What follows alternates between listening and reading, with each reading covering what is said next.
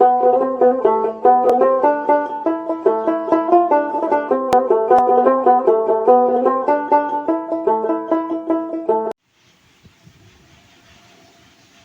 কথা বলছি ভাট বা হাটুরে কবি আব্দুর রশিদ সরকারের সাথে। তো আমরা তো জানি যে আপনি এই দীর্ঘদিন যাবৎ এই ভাট বা হাটুরে কবিতার সাথে সম্পৃক্ত। জি শুধু সম্পৃক্ত না, আপনি নিজেও সেই কবিতা অনেকগুলো লিখেছেন এবং জি গ্রামে গঞ্জে হাট বাজারে বিক্রি করেছি। বিক্রি করেছেন। এটা আপনার বেশ একটা সুনাম আমরা পাই। তো আপনার পিতার নাম? আমার পিতার নাম মৃত আকবর আলী। মৃত আকবর আলী সরকার। মাতার নাম? মাতার নাম আলেকজান্ডার। আপনার বাড়ি? আমার বাড়ি তরুণ বরবাদ। দরুন বরবাদ। জি দরুন বরবাদ, এটা ডাকঘর তো ঈশ্বরগঞ্জ?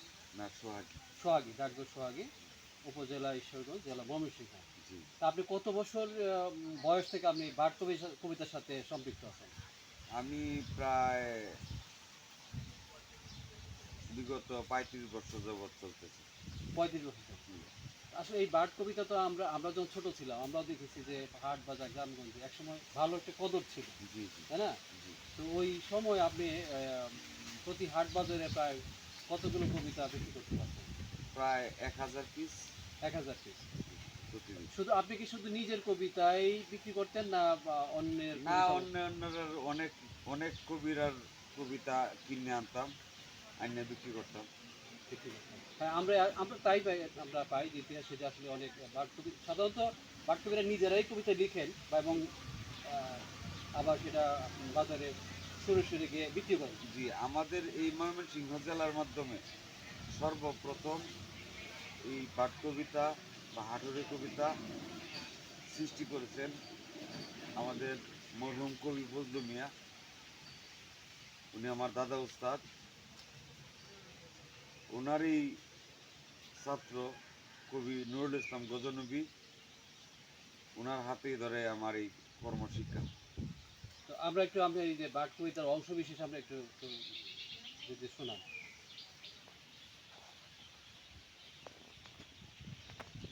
হাহার হারে চিন্তা করে দেখো মানুষ কেন গরিব হয়, কর্ম দোষে দোষী হইয়া খুদাকে আজ দোষী কয়, চিন্তা করে দেখো মানুষ কেন গরিব হয়, সংসার সুখী হয় ভাই রমণীর গুণে, আবার সংসার ধ্বংস হয় নারীর কারণে, নারীর কাজ ঘরের ভিতরে পুরুষ বাহিরেতে, ধর্মে কর্মে মতি রাখো দিনে আরো রাতে, শয়তান রয়েছে পিছে ঘুরাইতাছে সব সময়, চিন্তা করে দেখো মানুষ কেন গরিব হয়, ফজরের আজানের শব্দ কানেতে শুনিয়া,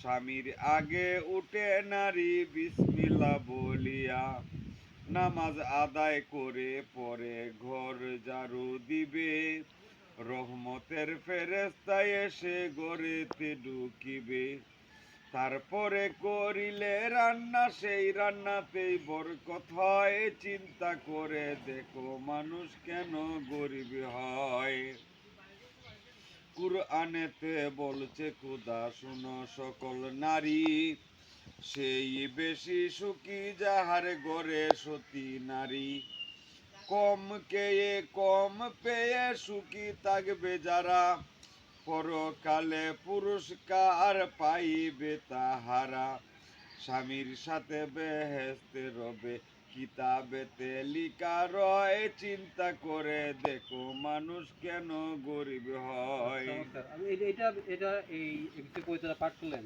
জি, এই কবিতাটার নাম কি? কবিতাটার নাম হলো নারীর আচরণ। নারীর আচরণ। মানে এই যে কবিতার নামকরণটাও বিষয়বস্তুর উপরে নির্ভর জি করে জি জি জি করা হয়, জি তাই তো? জি এরকম প্রেম কাহিনী বা জি বিরহ, বেদনা, জি তাই না? জি জি বাট কবিতার একটি অংশ বিশেষ হচ্ছে যে ছোট্ট আকৃতির হয়ে থাকে এবং একটা শিরোনাম কবিতার একটা শিরোনাম দেওয়া থাকে এবং সে একটা প্রচ্ছদও দেওয়া থাকে। আহ, সেটা 8 পৃষ্ঠা থেকে শুরু করে 16 পৃষ্ঠা 16 পর্যন্ত। পৃষ্ঠা পর্যন্ত হয় হয় এবং এই বাট কবিতার সাধারণত একটা বিশেষ কাগজ বলা হয়। আসলে এই বিশেষ কাগজ বলতে খুব উন্নত মানের কাগজ না, তাই তো? জি, জি। বিশেষ কবিতা বলতে কাগজ বলতে যাতে যেহেতু সাধারণ মানুষরাই এটা আহ, মানে কিনে থাকেন এবং পাঠ করে থাকেন, তাদের ক্রয় ক্ষমতার মধ্যে যেন সেটা হয়, সেই জন্য তারা মানে কম মূল্যে যে কাগজটি পাওয়া যায় সেই কাগজে সাধারণত নিউজ প্রিন্ট, আগে নিউজ প্রিন্টের কাগজে ছাপানো হতো, যদিও এখন আমরা দেখতে পাচ্ছি এটা হোয়াইট প্রিন্ট কাগজের ছাপা। এবং বিভিন্ন, এবং এটা হচ্ছে কবিতা নারীর আচরণ, নারীর আচরণ। আমরা একটু আগে দেখলাম যে সবার এটা হচ্ছে যে সবার আফসোস, না সবার আফসোস, এটা নারী গঠিত বিষয় হতো নাকি জি। বিষয়। আরো আমরা অসংখ্য এটা আরো হলো প্রেম কাহিনী নিয়ে আর কি। প্রেম প্রেম প্রেম কাহিনী নিয়েও আছে। এরকম আপনি কতগুলো প্রায় এই কবিতা রচনা করেছেন, বাট কবিতা? অনেক কবিতা পড়ছি, প্রায় মনে করেন 100-200 হবে এক তো। 200 হবে। জি। আর আপনি আপনি রচিত প্রায় কিরকম হবে কবিতা? আমার রচিত আমার রচিত না, আমার উস্তাদের রচিত আর কি। ওস্তাদের রচিত। আপনি ওস্তাদের নাম? আমার উস্তাদের নাম কবি নুরুল ইসলাম গজনবী। ওনার বাড়ি? ওনার বাড়ি রয়্যাল। রয়্যালটা মানে কোথায়, এটা কোন ডিস্ট্রিক্টে? ওইটা হলো কেন্দ্র থানা। কেন্দ্র থানা। আচ্ছা আচ্ছা আচ্ছা। তো ওই আপনি ওস্তাদের কবিতাগুলি শুনত? জি, সাধারণত আমি বিক্রি করতাম। আর আমার নিজের লেখা কোনো বই এখনো প্রকাশ পায় নাই।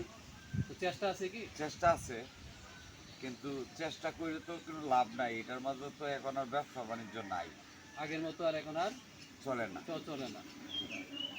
তবে এই কি সম্ভাবনা আছে কি, মনে করেন যে এটা যদি এটাকে কিভাবে আরো করা যায়? হ্যাঁ, এটা যদি সরকার চায় যে আমাদেরকে একটু সহযোগিতা করে, তাহলে হয়তো আমরা চেষ্টা করে দেখতে পারি এটা আবার মার্কেটজাত করা যায় কিনা।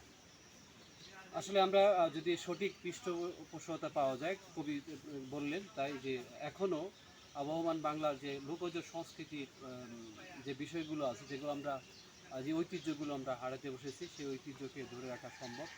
সেরকমই একটি আমরা লোক আম, শিল্প বলবো, সেই লোকশিল্প সংস্কৃতির অঙ্গনে যেটা হচ্ছে যে বাট কবিতা, সেই বাট কবিতাকেও বাঁচিয়ে রাখা সম্ভব। এবং বিনোদনের পাশাপাশি আবহমান বাংলার যে সাম্প্রতিককালে ঘটনাগুলো, ঘটে যাওয়া ঘটনাগুলো, মানুষের মধ্যে যে আমরা আম, সহজভাবে আমরা যেগুলো আমরা বিচরণ করতে পারি, তারাই হচ্ছে বাট কবি। তো আপনাকে অনেক ধন্যবাদ সময় দেওয়ার জন্য। জি, আপনাকেও ধন্যবাদ।